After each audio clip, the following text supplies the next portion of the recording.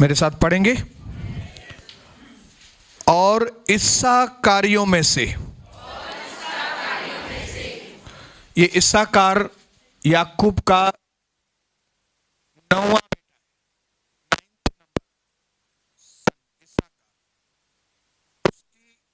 वंशावली के बारे में लिखा हुआ है। और इस्साकारियों में से जो समय को पहचानते थे, उनका एक गुण इस्साकारियों के लिए, वो क्या करते थे? उनको गिफ्ट था कि वो समय को पहचानते थे। समय को जानने की उनको गिफ्ट थी।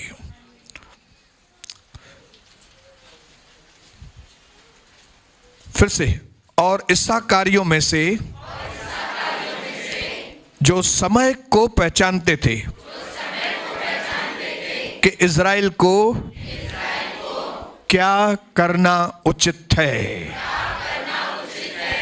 उनके प्रधान 200 थे और उनके सब भाई उनकी आज्ञा में रहते थे। कितना सिस्टम था मस्त, हालेलुया। 200 लोग थे, उनके बड़े प्रधान थे, लेकिन क्योंकि उनको गिफ्ट था, उस समय को पहचानते थे और कौन से समय पे क्या करना है, कौन से समय पे क्या नहीं करना है, कौन से समय पे कहां पे जाना है, कौन से समय पे क्या, ये उनको मालूम था। इसकी वजह से उनके जो दूसरे भाई लोग थे सब उनकी अधीन। पिता यीशु मसीह के नाम से आज हम आपके बच्चों को भी 2020 में समय को पहचानने का वरदान, हमारे अंदर एक ऐसी रोशनी दीजिए पिता आज कि हम समय के चलने को जान सके, समय की मूवमेंट को जान सके, क्या हो रहा है क्या नहीं हो रहा है, इस वक्त क्या करना चाहिए क्या नहीं करना चाहिए, ताकि सिर्फ 2020 साल नहीं, लेकिन ये सारा दशक हम ऐसे काम करें पिता जिनसे हमारी सारी जिंदगी आपके अंदर फलवंत हो जाए। धन्यवाद मेरे प्रभु, आज आपकी उपस्थिति हमारे मध्य में है और हम आपको स्वागत करते हैं। आपका यहाँ पे हम आपको महिमा देते हैं। पिता और पुत्र और पवित्र आत्मा आपकी महिमा हो। पिता और पुत्र और पवित्र आत्मा आपकी इच्छा पूरी हो। यीशु मसीह के नाम से मांगते हैं पिता, आमीन। आइए अपनी जगह पे स्वर्गीय स्थानों में बैठ जाएंगे।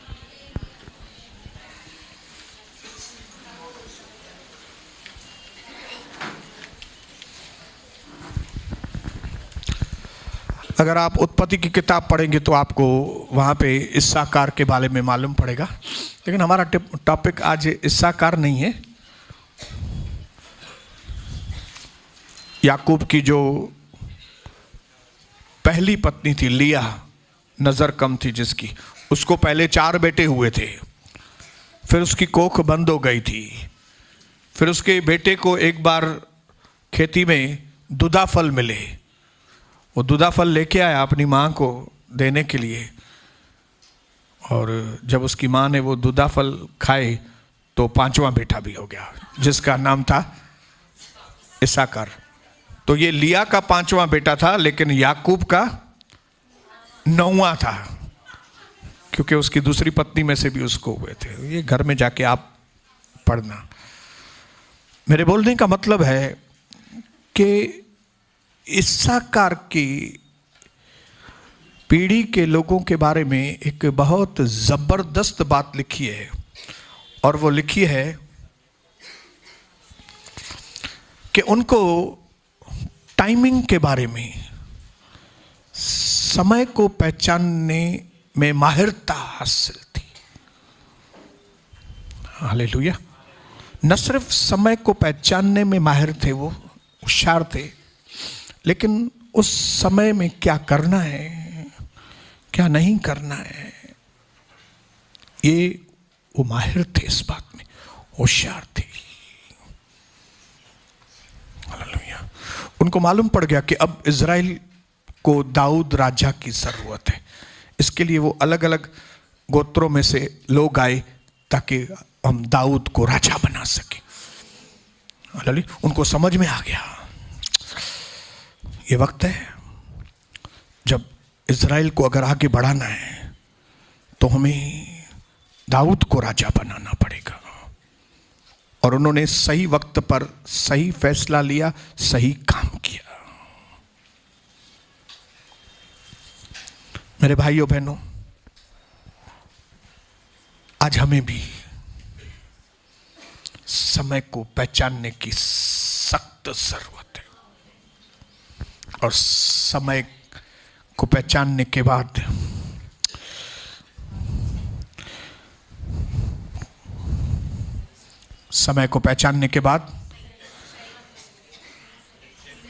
सही तरीके का पहला कदम,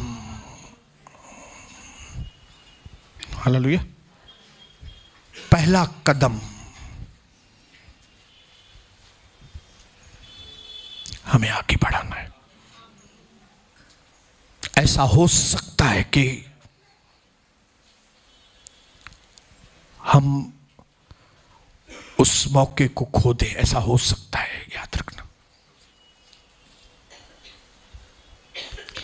हम में से कई लोगों ने पिछले समय में ऐसे मौके खोए होंगे। कुछ 2-4 मीटिंग पहले ही मैंने आपको बताया था कि विंस्टन चर्चिल ने कहा कि जिंदगी में एक क्षण आता है जब जिम्मेदारियां हमारे कंधे को छूती हैं और वो बात करने के लिए जिसके लिए परमेश्वर ने हमको चुना है, वो मकसद पूरा करने के लिए जो हमारे लिए प्रभु ने रखा है, वो एकदम सामने होता है। लेकिन कई बार ट्रेजेडी ये हो जाती है कि हम उसको नहीं कर पाते क्योंकि हम तैयार नहीं होते उसके लिए। हमने अपने जीवन में कई बार अच्छे अच्छे मौके खोए हैं, आत्मिक रीति से भी, पारिवारिक रीति से भी, पैसों में भी, हर क्षेत्र में हमने कई अच्छे अच्छे मौके हमने खो दिए। मैंने तो खोए, मुझे मालूम है। मैंने इन बातों में से बहुत कुछ सीखा है। इसके लिए मैं अभी बहुत ही सचेत हूं, बहुत ही सावधान हूं, ताकि मैं कभी 10 साल आगे जाके मैं ये नहीं बोलूं, अरे मैंने 10 साल गंवा दिए, अरे मैंने 5 साल गंवा दिए, अरे मैंने उसके चक्कर में। नहीं, ये सब बातें मुझे अभी बोलने की जरूरत नहीं पड़ी। इसके लिए मैंने अपने आप को सावधान कर दिया है, ताकि जब वो टाइम, वो मौका मुझे टच करे, जिस मौके के लिए परमेश्वर ने मुझे, जिस मकसद के लिए प्रभु ने मुझे चुन के रखा है, जिस आशीष के लिए प्रभु ने मुझे बनाया है, जिस उहदे पर जाने के लिए प्रभु ने मुझे बुलाया है, जिस पोस्ट पर जाने के लिए प्रभु ने मेरा नाम लिखा है, मैं उस पोस्ट को, उस हाइट को, उस जगह को, उस आशीष को, उस जिम्मेदारी को मैं सही तरीके से मैं पूरा कर सकूं, मैं तैयार रहूं उसके लिए। पड़ोसी को बोलो, आप चुने हुए व्यक्ति हैं।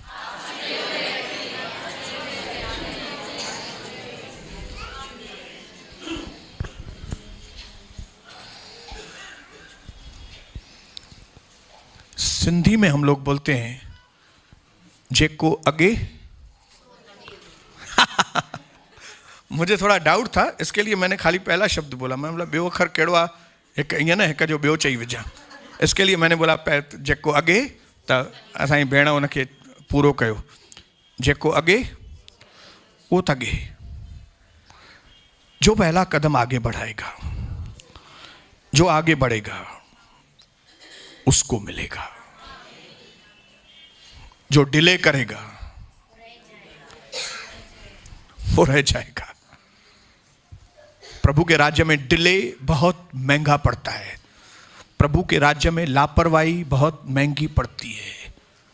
प्रभु के राज्य में ढिलाई बहुत महंगी पड़ती है। जेको अगे सो तगे।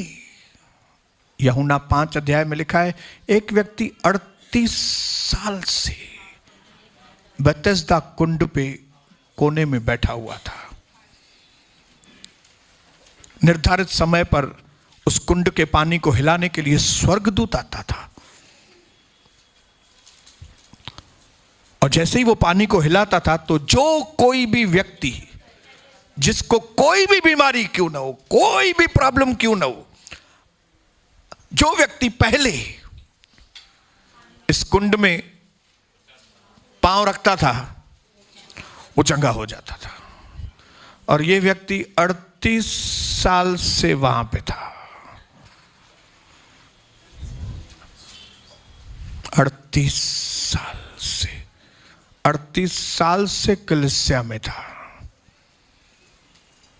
कई लोग पवित्र आत्मा के हवा से आशीषित हुए, लेकिन ये व्यक्ति आशीषित नहीं हुआ था। क्यों?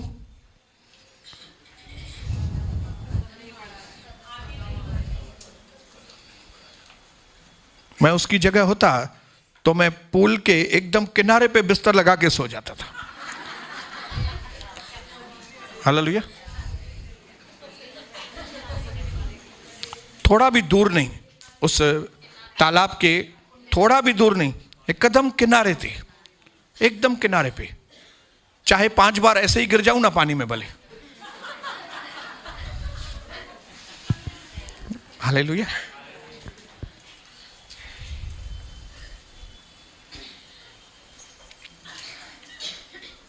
जेको अगे वो तगे। अपने पड़ोसी को बोलो, जेको अगे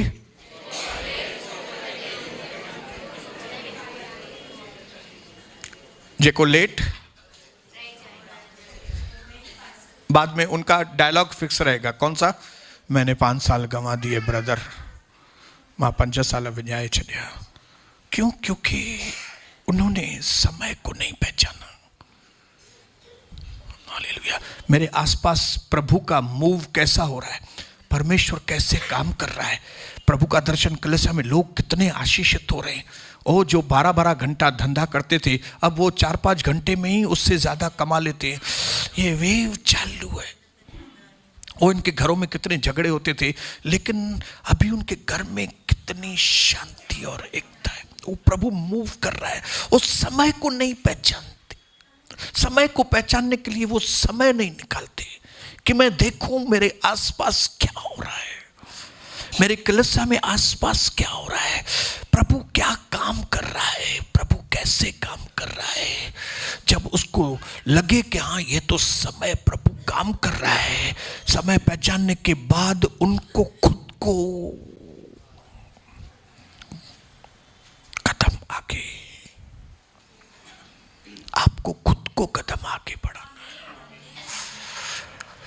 इसके लिए कई लोग आगे चले जाने वाले लोग कड़वाहट से भर जाते हैं। क्यों? क्योंकि उनको मालूम है मेरे से बाद में आए हुए लोग चंगे हो गए, मेरे से बाद में आए लोग धंधे में भी उन्नति करके गए, घर में भी उन्नति, सब में उन्नति, लेकिन मैं पीछे रह गया हूं। उनके अंदर कड़वाहट होती है, मूड खराब, हंसी चली जाती है, खुशी चली जाती है। फिर वो ऐसे दर्शाते हैं मानो वो बहुत सीरियस है। वो सीरियस नहीं है, वो जल रहे हैं अंदर। बाहर से ऐसा दर्शा ना, बाबा हम तो बहुत सीरियस नहीं है, तू जल रहा है अंदर, क्योंकि दूसरे आपसे आगे निकल गए। क्यों? क्योंकि आपको मौके मिलते हैं कि आप कदम आगे बढ़ाओ, लेकिन आप बढ़ाते नहीं हो। हालेलुया। आपको प्रभु कुछ कहता है ये करो, और हम करते नहीं है। कई बार उसका रीजन, हमारे ढीलेपन का जो रीजन होता है वो होता है हमारा वचन में डाउट, शक। जो शक है ना प्रभु के वचन में,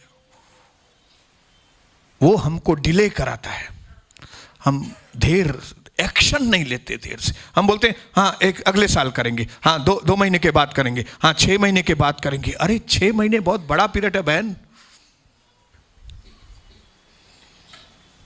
1 साल बहुत बड़ा पीरियड है। 6 महीने में 1 साल में प्रभु आपको कहां से कहां पहुंचा देगा। चाहे वो आत्मिक रीति से बात हो, चाहे वो पारिवारिक रीति से बात हो, चाहे वो आपके बिजनेस की, नोट की, धंधे की बात हो। Delay is very dangerous. देरी बहुत खतरनाक है, आपको कड़वा बना देगी।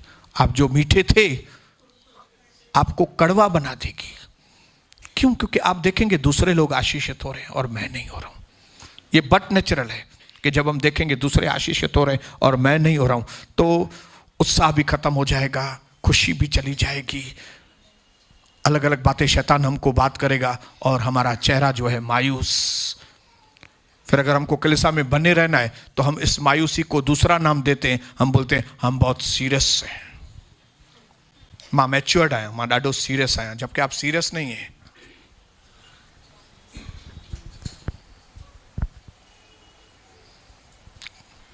किन लोगों को गुस्सा लगता होगा, लेकिन मैं आपको बताऊं, आपको मैं खुश करने के लिए यहां पे नहीं हूं, आपको आशीष करने के लिए हूं, ताकि आप ये नाटक बंद करो और जो प्रभु आपको कहता है जेको अगे सो तगे, कदम अगते वधायो।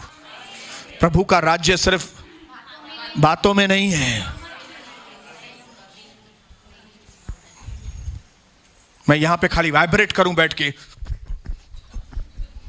ये वाइब्रेट करने से कुछ भी नहीं होगा। अगते वध, हालेलुया।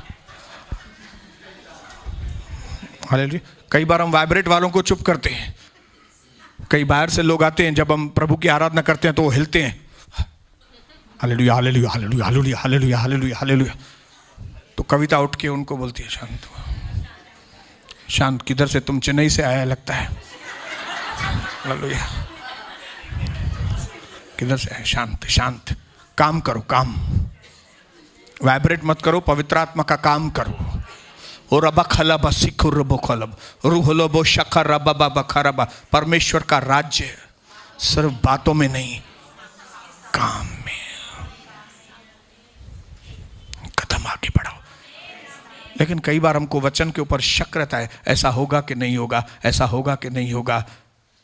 उसकी वजह से हम क्या करते हैं? डिले करते हैं, डिले।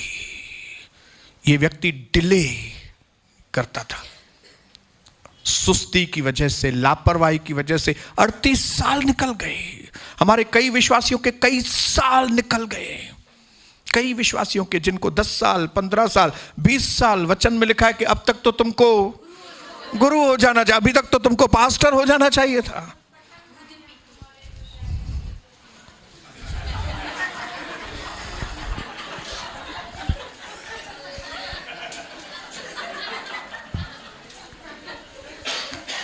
मैं भविष्यवाणी करता हूं, ऐसे लोगों के अंदर आज एक स्पेशल आग परमेश्वर लगाएगा और ये पुराने स्वभाव को छोड़कर अब नए स्वभाव को अपने जीवन में ले लेंगे।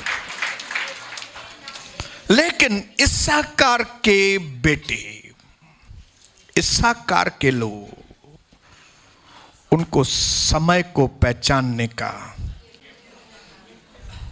उनकी नजर घूमती थी। मेरा बाप क्या कर रहा है, मेरी माँ क्या कर रही है, मेरा दोस्त क्या कर रहा है, मेरी बहन क्या कर रही है, मेरा भाई क्या कर रहा है।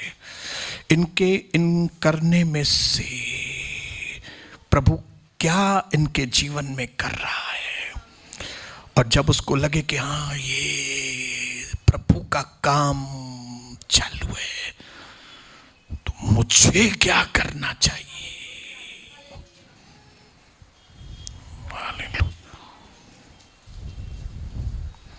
हालेलुया। कई हमारे भाई जवानी में अमेरिका जाते हैं, हालेलुया, और वहाँ पे काम करते हैं और तरक्की करते हैं। जब उसका दूसरा भाई छोटा देखता है कि मेरे बड़े भाई वो भी इधर भारत देश में मेरे साथ थे, वो ट्रेन में धक्का खाते थे, कैसी जिंदगी बिताता था, लेकिन वो अमेरिका गया है। अभी वो कितना इज्जत की जिंदगी और कितनी पावरफुल जिंदगी वो बिता रहा है। तो वो सोचता है क्यों ना मैं भी एक कदम उठाऊं। हालेलुया। मेरा भाई 3 साल से मुझे बोल रहा है, आ जाओ ना तुम भी, मैं बैठा हूं, आ जाओ, आ जाओ, उधर इंडिया में बैठ के क्या करोगे, आ जाओ, आ जाओ, आ जाओ, आ जाओ, आ जाओ, इंडिया छोड़ के आ जाओ, आ जाओ, मैं हूं तुम्हारे लिए, तुम्हारी मैं मदद करूंगा, तुमको बनाने में, तुमको एस्टेब्लिश करने में मैं हूं, चिंता मत करो। तो उस भाई को क्या करना चाहिए?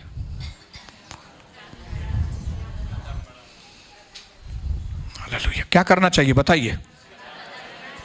उसको समय को पहचानना चाहिए। उसको पहचानना चाहिए कि ये मेरे भाई को तो कोई सपोर्ट करने वाला नहीं था, लेकिन बिना सपोर्ट के वो अमेरिका चला गया।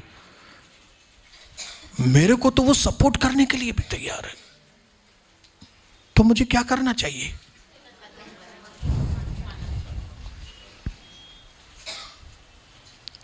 न बे साल सोचा तो पियो, हाँ 6 महीननि खां पोइ ॾिसां तो, हाँ 2 साल रुको जरा देखेंगे फिर। डिले, डिले, देरी। हम कई बार प्रभु में आकर जो सही कदम हमें उठाने चाहिए उसमें हम देरी करते हैं। देरी। मैं धन्यवाद करता हूं 22 दिन के अंदर, 20 दिन के अंदर मैंने यीशु मसीह में आके बपतिस्मा लिया। इसके लिए जिंदगी में बहुत बदला आ गया।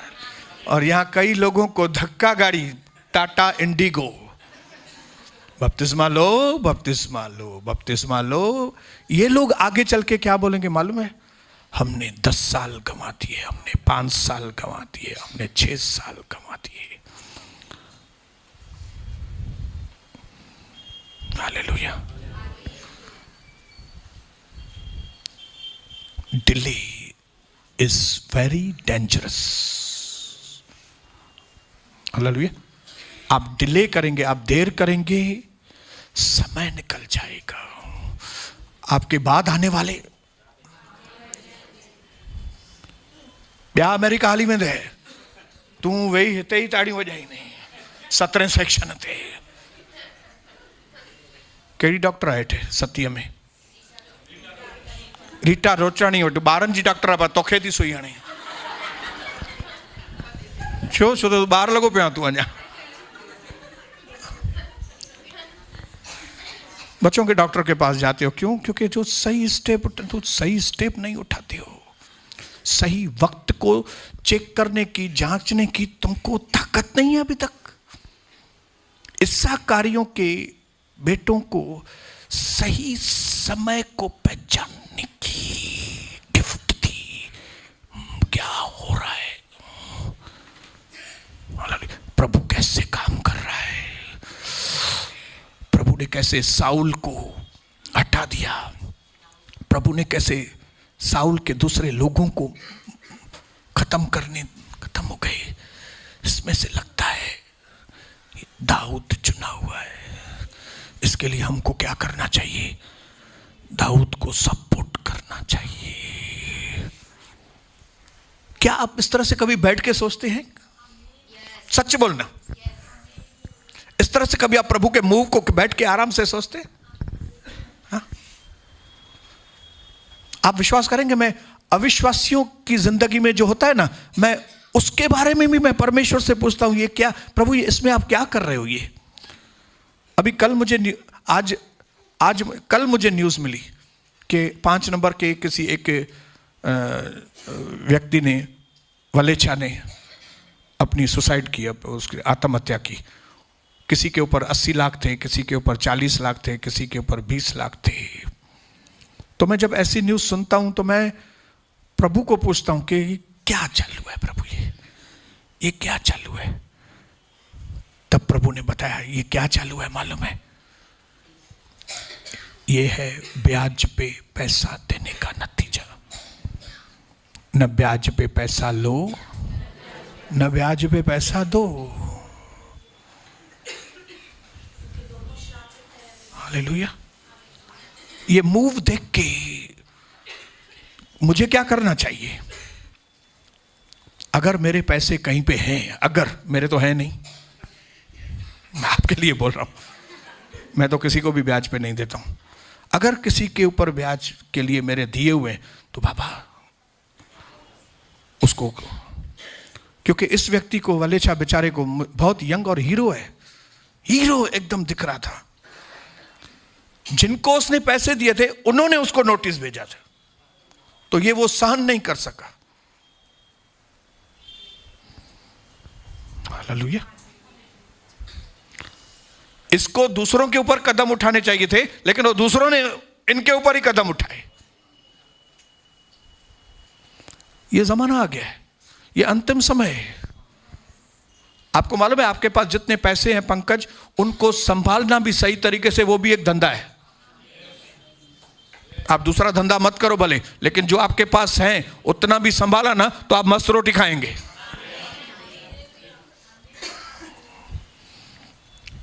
मेरी बहनों, जो आपके पास है उसको अगर संभालेंगे और ये टके टके का ब्याज का धंधा अगर आप करेंगे तो इतना रोएंगे।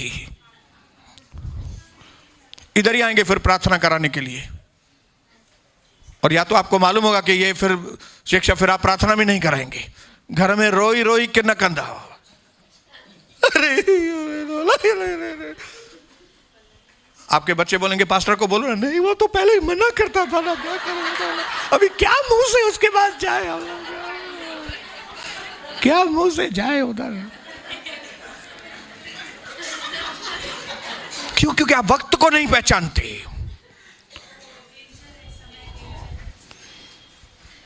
मैं कुछ लिख के आया हूं, मैं आपके लिए पढ़ूंगा। Great things happen when you move. महान बातें होती हैं, जबरदस्त बातें होती हैं जब आप आगे बढ़ते हैं। महान बातें रुक जाती हैं अगर आप रुक जाते हैं। आप रुके हुए हैं तो आपके फ्यूचर में जो महान बातें होनी है वो भी रुकी हुई हैं। आप सिर्फ यहां आके चले जाते हो, तो मैं आपको बताऊं, बड़ी बड़ी बातें आपके जीवन में रुकी हुई हैं, क्योंकि आप इससे आगे नहीं बढ़ रहे हो।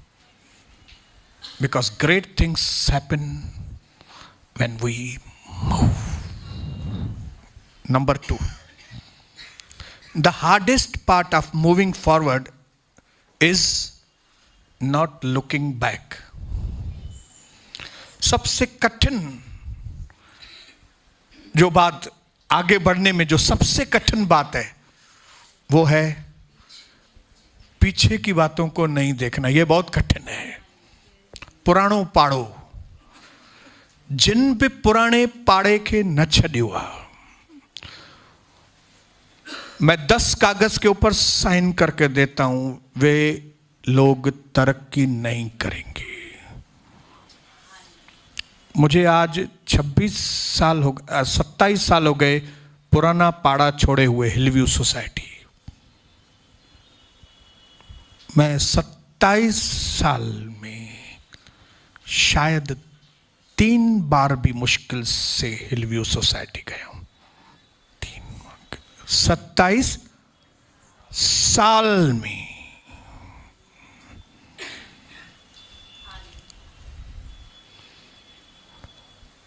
पच्चा 40 साल हो गए मुझे। हम पप्पू कालानी जी के बंगले के पास रहते थे, बैरक नंबर 564। 40 साल हो गए, 42 साल उधर छोड़े हुए। 3 बार भी वो बैरक में नहीं गया हूं। जाने का वो रास्ता है तो हम जाते उधर से हैं, अगर फैक्ट्री पे जाना हुआ, 2 नंबर ओटी जाना हुआ, जाते वही रोड है, लेकिन रुकते नहीं है। ये मेरा भाई पुराना घर है, 40 साल पहले ये बाजू में चेलू रहता था, एक अप्पू रहता था। अप्पू अगरबत्ती जला के ताली बजाता था, तो अप्पू को देख के बहुत मजा आता था। तो कभी मैं जाके पूछूं, भाई वो अप्पू किधर है, क्योंकि हम बहुत अप्पू से खुश होते थे। एक मांझी रहती थी सत्ती करके, वो सत्ती किधर है, क्योंकि उसका बेटा जो था थोड़ा वो था बातो बता, तो भाई वो न बातें के ॿ मिंट ॾिसूं वाली करे, बातों किथे आ नहीं, एक बार भी बातें के पास नहीं गए। एक मेरा खास दोस्त उधर रहता था, रामू भाई, इधर रामू रहता था, वो रामू किधर है? तो लोगों ने बोला रामू तो नहीं, इधर एक कमू रहता है। बोला कमू नहीं कमू नहीं, रामू। मतलब प्रभु ने सिग्नल दे दिया, तू इधर से जा, इधर रमू नहीं मिलेगा। फिर रमू मुझे बाहर दूसरी जगह मिला था, तो मैंने अरे यार रमू कादे चई मां उतां छॾे ॾिनो आहे कॾो को वो घर। 3 बार भी नहीं गया। इसके लिए तरक्की की है। पुराणों पाड़ो, पुरानी बातें आपको आगे मूव करने से, ये पुराने पाड़े का जो जादू है ना, वो आपको बर्बाद करने के लिए। अरे जिस जगह कोई प्रभु ने आपको बोला छोड़ दो, इधर से उठो और आगे बढ़ो, तो हम वापस उधर क्यों चिपके?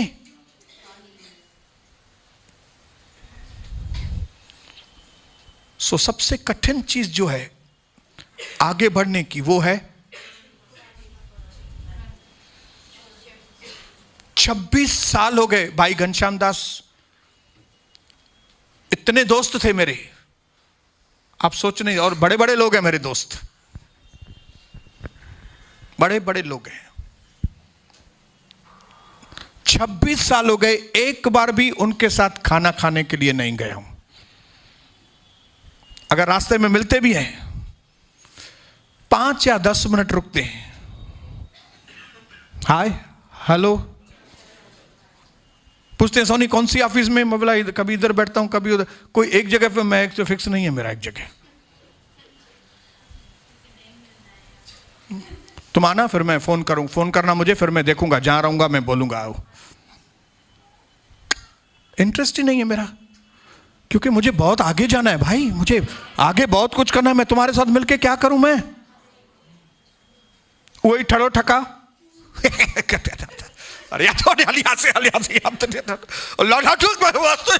सीरू चौकर जेको दुकान हूंदो ख़बर थी, अरे वो भी गुज़ारे वियो थी वरी।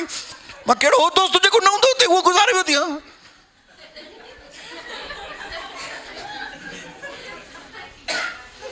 वो बेचारा दूसरी कौन सी चीजें मेरे साथ बोलेगा? इसके लिए मुझे बुद्धिमान बनना है ना, मुझे उसको टाटा बोलना है।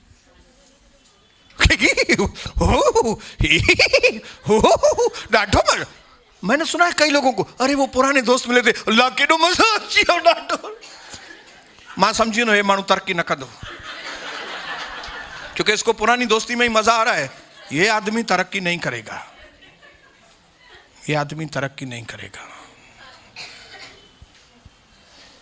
अरे हमने अपने पुराने भाई बहनों को ही छोड़ दिया, ये नए भाई बहनों के साथ आगे बढ़ रहे हैं। हालेलुया। अभी मैंने आपको बताया कि 2 बार अगर मैं उन भाइयों से बहनों से मिलता हूं, क्योंकि मेरे भाई बहन है, मिलना ही है, लेकिन 50 बार आप लोगों से मिलता हूं, नहीं, क्योंकि आगे बढ़ना है मुझे। अपने पड़ोसी को बोलो मुझे आगे बढ़ना है।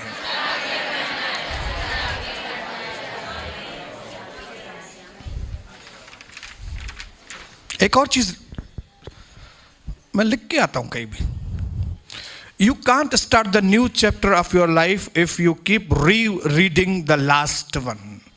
अगर आप उत्पत्ति का पहला अध्याय घड़ी घड़ी पढ़ेंगे तो आप दूसरा अध्याय कभी पढ़ेंगे? हालेलुया। अगर आप खाली उत्पत्ति पढ़ेंगे तो निर्गमन कभी पढ़ेंगे। अगर आप सिर्फ मत्ती पढ़ेंगे तो मरकुस कभी पढ़ेंगे। इसके लिए मत्ती पूरा किया तो मरकुस पे आ जाओ, मरकुस पूरा किया लुका पे आ जाओ, लुका पूरा किया, तब आपके अंदर ज्ञान भरपूर भरपूर भरपूर भरपूर भरपूर आपके अंदर आएगा। हालेलुया।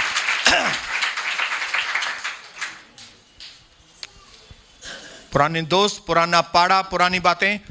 जय मसीह, जय मसीह। एक और चीज पढ़ूंगा,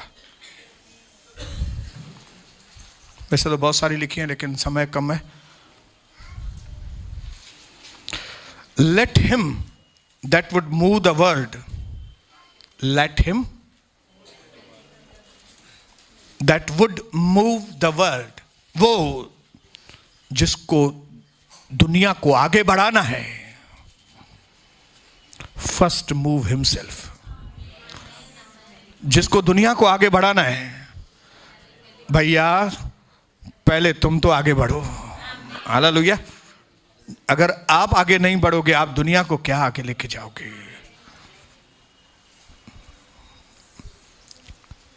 अगर इन चीजों को आज आप समझेंगे, समय को पहचान रहे, सारी दुनिया में मंदी है। जब आपको मालूम है सारी दुनिया में मंदी है, जब आपको मालूम है कि इंडिया के अंदर धंधे की लोगों की सत्यानाश हुई है, तो ऐसे वक्त में आपको क्या करना चाहिए? आपको उधारी पे माल दे देना चाहिए। क्या करना चाहिए? हाँ, इसको भी उधारी दो, इसको भी उधारी दो, इसको भी उधारी दो, इसको भी उधारी दो। आप समय को पहचान रहे हैं? ये समय कौन सा चल रहा है? हालेलुया। चुप करके नौकरी करो। 1 तारीख से 1 तारीख आता है, जैसे ही 20,000 हाथ में मिलते हैं वो करो। जब देखो मूव, जब देखो परमेश्वर कुछ अलग कर रहा है, जब देखो कि अरे ये प्रॉपर्टी के धंधे चल रहे हैं, जब देखो ये धंधा चल रहा है, तब करो। जब आप देख रहे हो प्रॉपर्टी नहीं बिक रही है, किसकी भी, पुरानी भी नहीं बिक रही है, नई भी नहीं बिक रही, आप बोलेंगे मुझे प्रॉपर्टी खरीद के बेचना है, तो तू ईसाकारी नहीं है, तू ईशाकारी है। हालेलुया। हाँ, तू नुकसानकारी है, तू ईशाकारी है। हालेलुया। मैं देखा है, मैंने 3 करोड़ वाला प्रॉपर्टी मैं खरीदूंगा, मैं 5 करोड़ वाला प्रॉपर्टी खरीदूंगा, मैं ये करूंगा, मैं ये करूंगा। अरे समय देखा है तुमने क्या चल रहा है? हाँ, समय को पढ़ रहे हो क्या हो रहा है यहां पे? हालेलुया। उल्टा जो प्रॉपर्टी है उसको कम ज्यादा करके बेचो, पैसा संभालो। हालेलुया। सही समय को पहचानो और सही मूव करो। जब रिबेका प्रेग्नेंट थी, तब उसके अंदर 2 बच्चे थे, 2 बच्चे थे, लेकिन वो दोनों बच्चे अंदर ही लड़ते थे। तो रिबेका ने बोला मैं तो मर जाएगी। तब उसने प्रभु को विनती की, प्रभु मैं क्या करूं, मेरी सुधि लीजिए, ये अंदर ये अगर ऐसा करेंगे मैं मर जाएगी। तब प्रभु ने उसको बताया मैं तुम्हारे साथ हूं, तुम्हारे अंदर 2 जातियां हैं, और मैं क्या करूंगा मालूम है? जो उसमें बड़ा होगा ना, वो छोटे का गुलाम बनेगा। हालेलुया। भविष्य की बात परमेश्वर ने रिबेका को बता दी कि तुम्हारा जो छोटा बेटा होगा ना, वो आशीषित होगा, जो बड़ा बेटा होगा वो छोटे से नीचे होगा। गुलाम मतलब उसके अधीनता में होगा। आपको मालूम है कि प्रभु सर्वज्ञानी है, वो आदि और अंत है, वो अल्फा और ओमेगा है। उसको पहले क्या है, आखिर क्या है, उसको सब मालूम है। उसको मालूम है मैं कौन से वक्त में कौन सा कदम लेने वाला हूं, कौन से वक्त में कौन सा कदम लेने वाला हूं, कौन से वक्त में मेरे जीवन में क्या होने वाला है। उसने पहले से ही बता दिया रेबेका को। रेबेका जानती थी अपने अंदर कि परमेश्वर ने मेरे छोटे बेटे के लिए बोल दिया है, वो आशीषित होगा ज्यादा। जब प्रभु किसी चीज को डिसाइड करता है तो हम उससे सवाल नहीं कर सकते कि प्रभु क्यों। हालेलुया। क्योंकि हम में से किसी को लायक ही नहीं है कि हम परमेश्वर से पूछें कि आप हमको क्यों नहीं देते, उसको क्यों देते हो, उसको क्यों नहीं देते, इसको, क्योंकि हम सब नालायक हैं। फिर भी जो दिया है प्रभु ने उसके अनुग्रह से मिला है। तो ये बच्चे जब बड़े हुए, जब इसहाक एक बार बैठा था, तब इसहाक ने कहा, एसाव, बड़े बेटे को बोला, एसाव इधर आओ, तुम एक काम करो, मेरे लिए हिरन का मटन, हिरन का मांस पका के मेरे लिए लेके आओ, ताकि मैं जब उसको, उसकी खुशबू लूं, ताकि मैं जब उसको खाऊं और मैं तृप्त हो जाऊं, ताकि मैं तुमको आशीष कर सकूं और उसके बाद में, क्योंकि मैं जल्दी मरने वाला हूं। ऐसा लिखा है प्रभु के वचन में। 25 और 27 अध्याय जाके आप घर में पढ़ना, उत्पत्ति का। जैसे ही उसने एसाव अपने बड़े बेटे से यह बात कही, रेबेका ने सुन लिया। Hallelujah. Rebecca, hallelujah, very sensitive. Sensitive मतलब घर में क्या हो रहा है, क्या नहीं हो रहा है, उसको सब मालूम है। उसके पति ने अपने बड़े बेटे से बात की, लेकिन उसने ध्यान दिया। हालेलुया।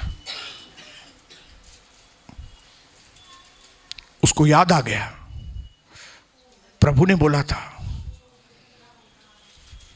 प्रभु ने बोला था कि छोटा बेटा आशीषित होगा। उसने अपने छोटे बेटे याकूब को बुलाया, याकूब, मैंने सुना है तुम्हारे पिताजी को ऐसा बात कर रहा है,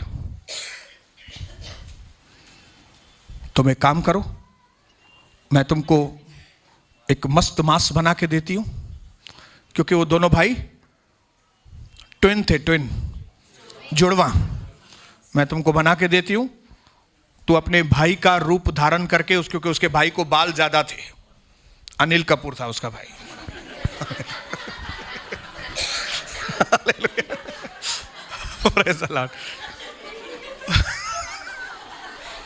बाल बाल थे और पिताजी की नजर बहुत कम थी, उसको सही तरीके से दिखाई नहीं देता था। तो उसने बोला तुम अपना थोड़ा बेस बदलो, कुछ ऐसा कपड़े ऐसे पहनो कि उसको लगे कि बाल है, मैं तुमको एक मस्त मटन बना के देती हूं और तुम पिताजी के पास जाओ। तब याकूब ने बोला, ये तो मम्मी ये तो गलत है, ये तो मैं फंस जाऊंगा, मैं बैठी हूं। बोले हालेलुया। मैं ये नहीं बोल रहा हूं कि ये सही है या गलत है, उसका डिस्कशन मैं नहीं कर रहा हूं। जो गलत है वो गलत है, जो सही है वो सही है, सब अपनी जगह पे है। लेकिन मुझे जो बात कहनी है वो मैं आपको बोल रहा हूं कि रेबेका ने अपने मन में ठान लिया कि प्रभु ने जो बोला है वो मुझे पूरा करना है। जेको अगे सो तगे। तो जब तक कि एसाव बना के आए पिताजी के पास, उसने बोला मैं याकूब को भेजेगी। उसने याकूब को बना के दिया। याकूब पिताजी के पास गया, मटन आगे रखा, क्योंकि रेबेका को मालूम था मेरे पति को क्या पसंद है, कौन सा मटन पसंद है और उसमें कौन सा मसाला डालो जो मेरा पति एकदम। हमको मालूम है ना सनी को क्या पसंद है, सनी को मालूम है मुझे क्या पसंद है, कविता को मालूम है मुझे क्या पसंद है। अगर प्रॉन्स को नरम नरम करके फ्राई करके देंगे तो मैं खुशबू से तृप्त हो जाता हूं और फिर खाता हूं सॉफ्ट। उसको मालूम है फिश अगर सॉफ्ट खाएंगे तो मुझे बहुत पसंद है, क्योंकि जिन चीजों से आप प्यार करते हो वही चीजें आपको तृप्त करेंगी। जिस चीज आपको पसंद नहीं है वो चीज आपको तृप्त नहीं करेगी। और इसहाक को मालूम था कि जब मैं, क्योंकि वो आत्मिक व्यक्ति था, उसको मालूम था जब मैं तृप्त होकर अपने बेटे को आशीष करूंगा तो आशीष उसके ऊपर लग जाएगी। उसको मालूम था। आत्मिक लोगों को परमेश्वर के सिद्धांत मालूम होते हैं, बुद्धिमान लोगों को परमेश्वर के सिद्धांत मालूम होते हैं। हमको और आपको परमेश्वर के सिद्धांत मालूम होने चाहिए, क्योंकि परमेश्वर के सिद्धांत बहुत सीरियस हैं। 2 दिन से 3 दिन से हम लोग इस बात को रिपीट कर रहे हैं। अटल हैं, सीरियस हैं, गंभीर हैं। कई लोग प्रार्थना करते हैं मेरी उम्र बड़ी हो इस दुनिया में, मैं जल्दी न मरूं, मैं लंबी आयु हो। तो वचन में लिखा है तुम अपने माता पिता का आदर करो तो तुम्हारी आयु न सिर्फ दीर्घ होगी, न सिर्फ आयु तुम्हारी बड़ी होगी, लेकिन तुम्हारी जिंदगी आशीषित होगी। यह सिद्धांत है, यह सिद्धांत है, यह कायदा कानून है। एक बुद्धिमान व्यक्ति को कायदे कानून की जानकारी होना बहुत जरूरी है। रिपीट करके कहता हूं, अपने मां बाप का आदर जो लोग करते हैं बच्चे, उनका भविष्य उज्जवल होता है और उनकी आयु लंबी होती है। न सिर्फ दुनिया के माता पिता को, लेकिन आत्मिक माता पिता के लिए, जिनके लिए वचन में लिखा है कि उनका तुम दुगना आदर करो। जो तुमको सिखाते हैं, जो तुम्हारी टेक केयर करते हैं, उनका तुम दुगना आदर करो। ये मेरी आंखों की पुतली हैं, हालेलुया। मेरे अभिषिक्तों को मत छूना, मेरी नबियों की हानि मत करना। एक बार आग में हाथ डालोगे तो बच जाओगे, एक बार बॉयल पानी में गिर जाओगे तो बच जाओगे, एक बार करंट में हाथ डालोगे तो बच जाओगे। लेकिन अगर मेरे अभिषिक्तों के बारे में गलत बात किया, नहीं बचोगे। हालेलुया। मैं बार बार आपको कहता हूं, दुनिया में कोई भी प्रभु का दास क्यों नहीं हो, खाली ये नहीं, खाली हमारे लीडर्स नहीं, दुनिया के जो भी प्रभु के दास हैं, उसका आदर करो। ये प्रोटोकॉल है, ये कायदा है, ये कानून है। और परमेश्वर के कायदे कानून बदलते नहीं है कभी भी, अटल और स्थिर हैं वो। चाहे आपके माता पिता ठीक हैं या नहीं है, आपको आदर करना है। चाहे आपके आत्मिक माता पिता भी ठीक हैं या नहीं है, आपको आदर ही करना है। अगर आपको लंबी उम्र चाहिए और आशीषित उम्र चाहिए। लेकिन आजकल फैशन है, निंदा करना फैशन हो गया, फैशन। मीटिंग पूरी होगी, कुछ लोग बाहर बात करेंगे, ये गल नवणी है जी ना जी, इनकी ये बात आज पसंद नहीं आई हमको, ये बात पसंद है, हाँ ये बात पसंद नहीं, ये बात भी पसंद नहीं आई। फैशन है। बड़ों की निंदा करना इस दुनिया में अभी फैशन है। और लोग फिर उनकी तारीफ करते हैं, बाबा छा हिम्मत दस पंहिंजे माँ पीउ लाइ बि ॾिसो ॻाल्हाए तो विझे, ताली बजाते हैं लोग, अरे भाई इतना हो के देखो क्या बात कर रहा है। ये दुनिया है, दुनिया है। इसके लिए दुनिया बर्बाद है, इसके लिए दुनिया डूबता हुआ जहाज है जिसको कोई भी नहीं बचा सकेगा। लेकिन प्रभु का वचन अटल और स्थिर है कि अगर तुम अपने माँ बाप का आदर करोगे तो तुम्हारी आयु भी बढ़ेगी और आशीषित होगी। इसी तरह तुम आत्मिक माता पिता को, इसके लिए हाम ने जाके अपने पिताजी के बारे में, जो नंगा था दारू पी के, उस भाइयों को जाके बताया कि हमारा पिताजी नंगा होके बैठा है, और हाम के ऊपर श्राप आ गया। अगर आपके पास तरीका है अपने बड़ों को ढांपने का तो आप आशीषित रहेंगे। लेकिन अगर आप अपने बड़ों को नंगा कर रहे हो, घर में जाके भी निंदा कर, निंदा करना मतलब नंगा करना। आप अपने कलीसिया के लोगों को, अपने कलीसिया के बड़ों को, अपने माँ बाप की जब निंदा करते हो तो आप उनको नंगा कर रहे हो। हे तो ही है, हे तो हियां तो करे, हे तो हियां तो करे, हे तो हियां करे। तो मैं आपको बताऊं, फिर आपके लिए कोई भविष्य नहीं है, क्योंकि प्रभु के कायदे कानून सीरियस है। बोलो सीरियस, सीरियस है। इसके लिए प्रभु ने मरियम और हारून से कहा, क्या तुम्हें डर नहीं लगा कि तुम मूसा की निंदा कर रहे हो? तो कि डरप न तो थे, तू जै थालिया में खाएं तो उन थालिया में टुंक तो करें, जहां से तुमको आत्मिक भोजन मिल रहा है, तुम अपने आत्मिक मां बाप के लिए। और ऐसा लिखा है कि ऐसा बोल के उधर से चला गया प्रभु, ऐसा लिखा है। आप घर में जाके पढ़ना, मैं वो सीन इमेजिन करता हूं। मतलब मैं समझता हूं मरियम और हारून के जमीन पैरों के नीचे जमीन खिसक गई होगी। अलाए छा थींदो हाणे,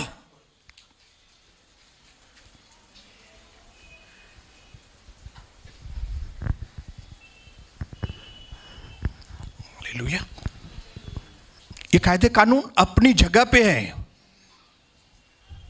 लेकिन हमारा जो टॉपिक है वो है फर्स्ट मूव, पहला कदम। जेको अग्या, जेको आगे हली वेंदा वञा था। उसकी बाद में की स्टोरी आपको नेक्स्ट टाइम बताऊंगा कि कैसे उसने जो गलत किया उसका इफेक्ट उसको गलत मिला। लेकिन ये सब प्रभु जानता था ये सारी बातें होने वाली हैं। हमें प्रभु के प्रिंसिपल को पकड़ना है, हमें प्रभु के सिद्धांत को पकड़ना है। सिद्धांत ये है, जेको अग्या, जेको अगे वो तगे। तव्हां चवंदो मां कुछ भी न कयां तॾहिं बि मां आशीषित थियां, न थींदो, नहीं होगा। स्टेप लो, कदम आगे बढ़ाओ, तब प्रभु आपको बहुत आशीष करेगा। क्या आपको नहीं लगता कि इस वक्त हमें आगे बढ़ने की जरूरत है? हाँ? इसहाक ने याकूब को आशीष दे दी, वो बाद में आया। वो मौका मिला तो मैं आपको बताऊंगा ऐसा क्यों हुआ, क्यों ऐसा को आशीष नहीं मिली, क्यों, उसका भी कारण है। कारण ऐसे ही नहीं, कितना वो लापरवाह और कितना मंदबुद्धि, कितना प्रभु के प्रति कितना लापरवाह था, आपको मालूम पड़ेगा। जरूर प्रभु ने मौका दिया तो मैं आपको बताऊंगा। लेकिन मेरे बोलने का मतलब है, पहला कदम आगे बढ़ाओ, लेट मत करो। 6 महीने के बाद नहीं, साल के बाद नहीं, 2 साल के बाद नहीं। जो कल करे सो आज, जो आज करे सो अब। अच्छा वो